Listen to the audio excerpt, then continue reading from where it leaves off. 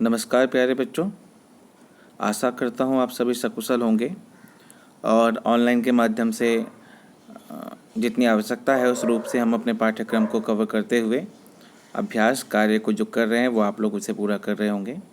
तो आइए प्रारंभ करते हैं। आज सप्तमी कक्षा संस्कृत पाठ्यपुस्तक से सप्तमः पाठः संकल्प सिद्धिदायकः। इसका अर्थ होता है कि संकल्प, हम जो भी प्रतिज्ञा करते हैं वो निश्चित रूप से सिद्धिदायक होता है, यानी कि उससे हमें निश्चित रूप से सफलता मिलती है। तो इस प्रकार से यदि हम संकल्प करें तो उस संकल्प के माध्यम से हमें निश्चित तौर पर सफलता प्राप्त होती है। इस पाठ का ध्येय यही है। यह पाठ जो है नाटक के रूप में है।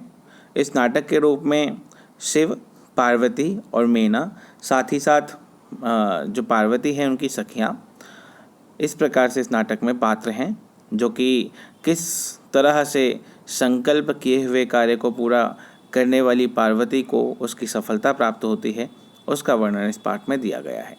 तो आइए प्रारंभ करते हैं। इस पाठ का जो वाचन है, वाचन के साथ साथ अर्थ आप लोग ध्यान से सुनिएगा और समझने का प्रयास कीजिएगा। तो सबसे पहले ब्रैकेट वाली बात चल रही है। ब्रैकेट में जो भी नाटक के अंतर्गत आने वाली या कहानी के अंतर्गत आने वाले जो वाक्य या जो कथन होते हैं, वो कथन एक परिस्थिति को दर्शाते हैं कि किस प्रकार की परिस्थिति वहाँ पर उपलब्ध है। तो यहाँ परिस्थिति कैसी उपलब्ध है कि पार्वती शिवम पति रूपेण अवांछत। पार्वती शिव को पति के रूप में चाहती थी। एतदर्थम सा तपस्या कर्तुम ऐच्छत। इसके लिए वह तपस्या करना चाहती थी। सा स्वकीय मनोरथम मात्र निवेदयत। उन्होंने अपने मन की जो मनोरथ है या अपनी जो इच्छा है वो अपनी माँ को सुनाया या बताया। तत्सुत्वा माता मीना चिंताकुला भवत। ये सुनकर जो उसकी पार्वती की माता है वो है मीना, वो कैसी हुई? वो चिंताकुला हो गई, यानी कि एक तरीके से विचलित हो गई, चिंता में ग्रस्त हो गई। देखिए, फिर नाटक प्रारंभ होता है और उसकी जो पार्वती की माता है वो वहीं से संवाद शुरू होता है इस नाटक के अंतर्गत। तो मीना कहती हैं, वत्से मनीषिताः देवताः गृहे एव सन्ति। मनीषिताः देवताः गृहे एव सन्ति, कि हे पुत्री, जो आप जिन्हें पाना चाहते हो या तुम्हारे मन में जिनकी कामना है वो सभी देव घर में ही हैं। तपः कठिनम भवति। तपस्या तो कठिन होती है। तव शरीरम सुकोमलम वर्तते। तुम्हारा शरीर तो अत्यंत कोमल है। गृहे एव वस। घर ही रहो। अत्रैव तव अभिलाषाः सफलः भविष्यति। तुम्हारी जो जितनी भी अभिलाषा है वो सब यहीं पूरी होंगी, यानी कि तुमने जो मन में अभिलाषा या अपनी जो मनोरथ रखी है वो घर पर रहकर ही सिद्ध हो जाएंगी।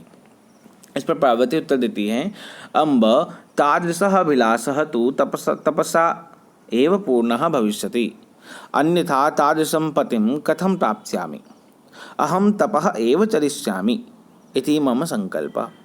पार्वती कहती हैं कि हे माता, अम्बा अर्थात माता, हे माता, जो मेरे मन में कल्पना है, अभिलाषा है, वो तो केवल तपस्या से ही पूर्ण होगी,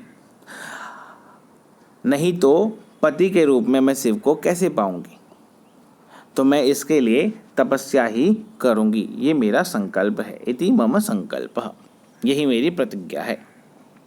इस पर मीना यानी कि उनकी माता कहती हैं, पुत्री त्वमेव मे जीवनाभिलाषः, कि हे पुत्री, तुम ही मेरी जीवन की अभिलाषा हो, यानी कि मेरे जीने का मकसद तो केवल तुम ही हो। पार्वती, सत्यम परम मम मनः लक्ष्यं प्राप्तुम आकुलितं वर्तते। सिद्धिं प्राप्य पुनः तवैव शरणम् आगमिष्यामि। अद्यैव विजयया साकं गौरीशिखरं गच्छामि। तो कहती हैं कि हाँ, सत्य है ये बात, तो जो आपने कहा ये बिल्कुल सत्य है कि मैं आपके जीवन की अभिलाषा हूँ। परंतु मेरे मन में मेरा जो मन है वो लक्ष्य को प्राप्त करने के लिए आकुलित है, यानी कि व्याकुल है। सिद्धिम प्राप्य, यानी कि सिद्धि प्राप्त करके जो मैं पाना चाहती हूँ उसे पूरा करके मैं तुम्हारे ही चरण में तो आऊँगी, तुम्हारे पास ही तो आ जाऊँगी। तो मैं आज ही विजया के साथ गौरी शिखर पर्वत पर जा रही हूँ। ततः पार्वती निष्क्रामति। ऐसा कहकर पार्वती वहाँ से चली जाती हैं। पार्वती मनसा वचसा कर्मणा च तपः एव तपसि स्म। कदाचित् रात्रौ स्थण्डिले कदाचित् शिलायां शपेति स्म। एकदा विजया अवदत्। अब क्या हुआ, पार्वती निकल जाती हैं। पार्वती मन से, वाणी से, कर्म से, इस प्रकार से तीनों ही प्रकार की तपस्या, जो कि श्रेष्ठ तपस्या का रूप माना जाता है, इस प्रकार की तपस्या का आचरण करती हैं। कभी रात्रिकाल में शीत में कांपते हुए, तो कभी पर्वत पर, पर्वत श्रृंखला पर सोते हुए, यानी कि इस प्रकार से उन्होंने तपस्या प्रारंभ कर दी। एकदा विजया अवदत्। एक बार विजया, जो उनकी सखी थी, उन्होंने कहा, क्या कहा कि सखी, तपः प्रभावात् हिंस पशवोऽपि तव सखायः जातः, पंचाग्नि व्रतमपि त्वं अतपः, पुनरपि तव अभिलाषा न पूर्णाः अभवत्। कि हे सखी, तपस्या के प्रभाव से जो हिंसक पशु हैं वह भी तुम्हारे मित्र हो गए। जो पंचाग्नि व्रत है वो भी तुमने पूरा किया, फिर भी तुम्हारे मन की जो अभिलाषा है, जो शिव जी को पति के रूप में पाने की, वो अभिलाषा तो पूर्ण हुई ही अभी तक हुई नहीं।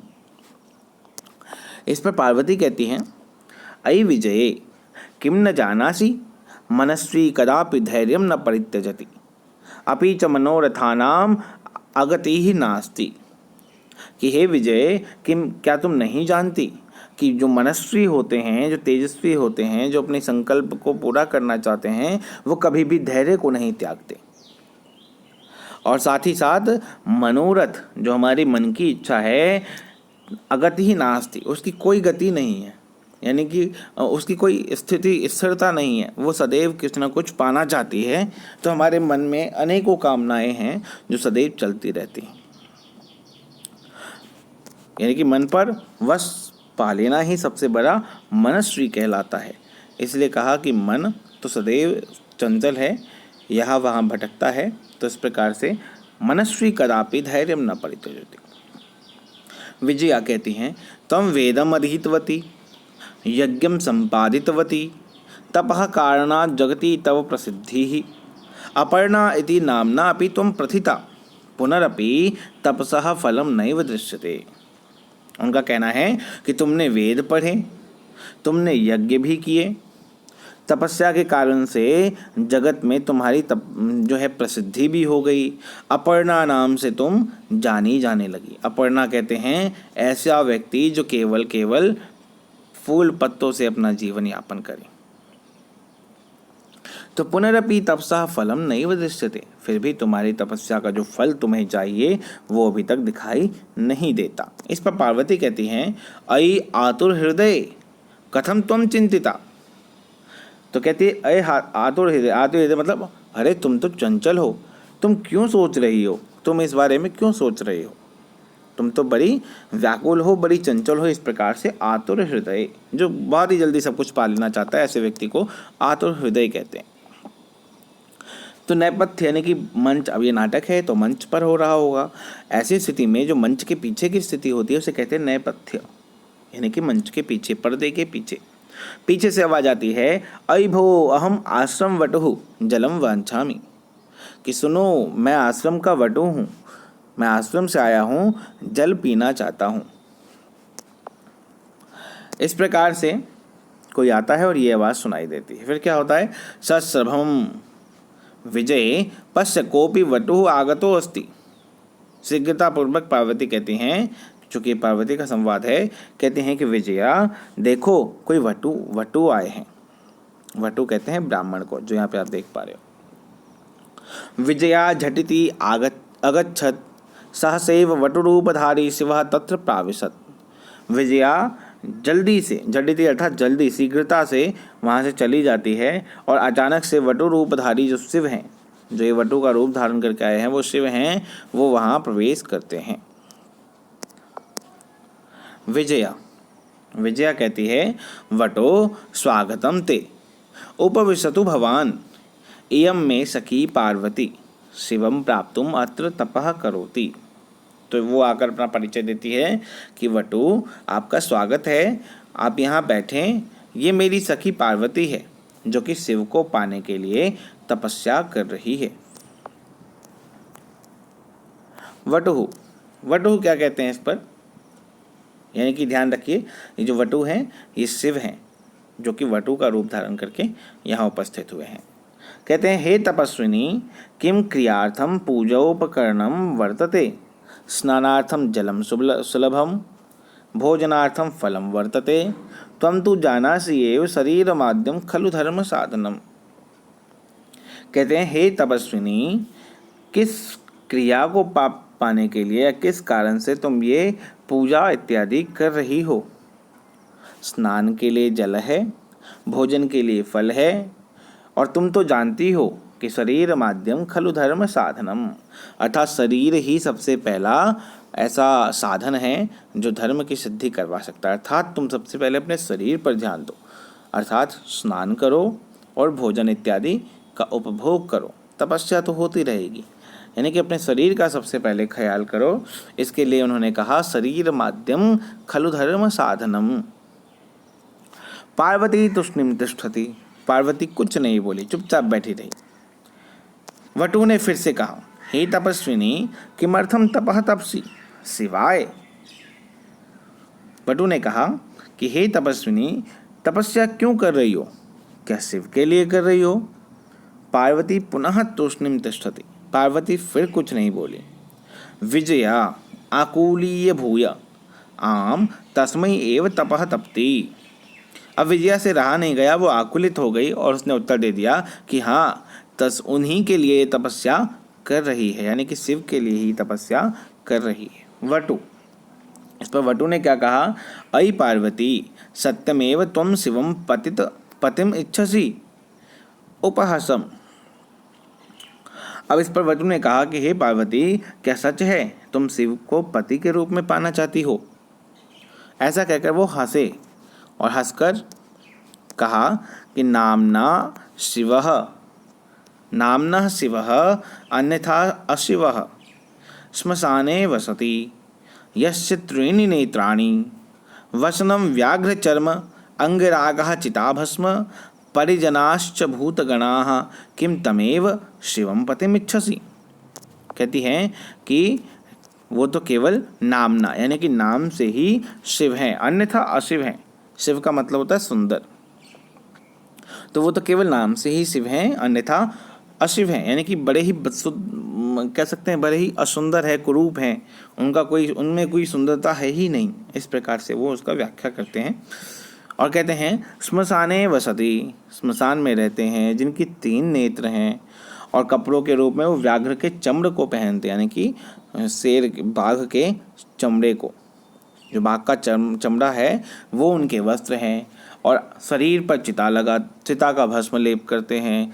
और उनके जो परिवार के लोग हैं वो कौन हैं, भूतगणाः, भूत इत्यादि उनके परिवार हैं। किम तमेव शिवम पतिमिच्छसि, क्या उसी शिव को पति के रूप में पाना चाहती हो। अब पार्वती से रहा नहीं गया, पार्वती क्रुद्धा सती, क्रोधित हो गई और कहा अरे वाचाल अपसर जगति न कोपि शिवस्य यथार्थं स्वरूपम जानाति यथा त्वमसि तथैव वदसि। क्रोधित होकर कहा कि अरे वाचाल, वाचाल कहते हैं जो बहुत ज़्यादा बोलता है, अरे वाचाल अपसर, निकलो यहाँ से। संसार में ऐसा कोई नहीं जो शिव के यथार्थ यानी वास्तविक रूप को जानता है, जैसे तुम हो वैसी ही बातें तुम कर रहे हो। इस प्रकार से पार्वती ने वटु को एक तरीके से जाने के लिए कह दिया या उस पर क्रोधित हुई। विजयाम प्रति, और विजया को कहा सखी चल यह निंदाम करोति सहतु पाप भाग भवति एव यह सुनोति सोपि पाप भाग भवति। कि विजया से कहती हैं कि सखी चलो, जो निंदा करता है वो तो पाप का भागीदार होता ही है, परंतु जो उसको सुनता है वो भी पाप का भागीदार निश्चित रूप से बन जाता है, तो हम यहाँ से चलें। पार्वती दुत्कृत्या निष्क्रामति, पार्वती तेजी से निकलती है। तदेव पृष्ठतः वटो रूपम परित्यज्य शिवः तस्याः हस्तं गृह्णाति, पार्वती लज्जया कंपते। इसी बीच क्या होता है, जब पार्वती वहाँ से निकलती हैं, पीछे से वटु जो है शिव का रूप लिए हुए वो रूपम परित्यज्य, वटु का रूप त्याग कर शिव के रूप में आकर पीछे से उनका हाथ पकड़ लेते हैं। इस पर पार्वती लज्जा से कांप जाती है, क्योंकि उन्हें नहीं पता, उन्हें लगा कि वटु ने उनका हाथ पकड़ लिया। और इस पर क्या होता है, शिव कहते हैं पार्वती प्रीतो अस्मि तव संकल्पेन अद्य प्रभृति अहम तव तपोभिः कृतदासो अस्मि। कि हे पार्वती, तुम्हारी इस तपस्या, तुम्हारे इस संकल्प से मैं प्रसन्न हुआ, प्रीतो अस्मि। आज से मैं तुम्हारी तपस्या के कारण या तुम्हारी तपस्या से प्रसन्न होकर तुम्हारा कृतदास बन गया हूँ। यानी कि तुमने तो मुझे खरीद लिया है, यानी कि मैं तुम्हारा दास बन गया हूँ। विनतानना पार्वती विहसती। इस पर पार्वती हंसती है और कथा समाप्त हो जाती है। अर्थात ये नाटक किस रूप में प्रस्तुत है कि पार्वती जिस संकल्प को पूरा करने के लिए घर से निकलती हैं, अंततः वह संकल्प पूरा होता है और पार्वती को शिव पति के रूप में प्राप्त होते हैं। तो इस प्रकार से जब हम किसी कार्य को करने का संकल्प करते हैं तो बीच में कई सारी बाधाएं आती हैं, कई सारी समस्याएं आती हैं, जो कि एक तरीके से आपकी परीक्षा लेने पर आतुर हो। तो ऐसी परिस्थिति में यदि हम घबराए ना, क्योंकि अभी एक लाइन आई थी कि मनस्वी कदापि न त्यजति धैर्यम,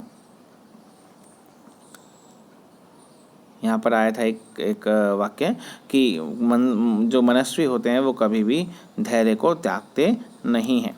तो इस प्रकार से हम भी यदि किसी संकल्प को पूरा करने के लिए मन में एक तरीके से संकल्प कर लें किसी चीज़ को पाने की, तो वो संकल्प निश्चित रूप से पूरा होता है। जैसा कि मैंने कहा था, मनस्वी कदापि धैर्यम न परित्यजति।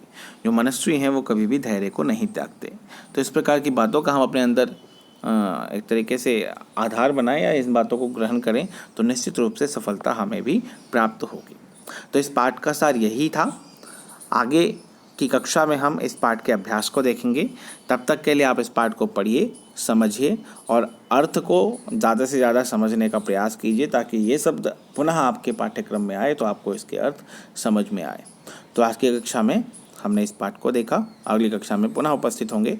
तब तक के लिए धन्यवाद।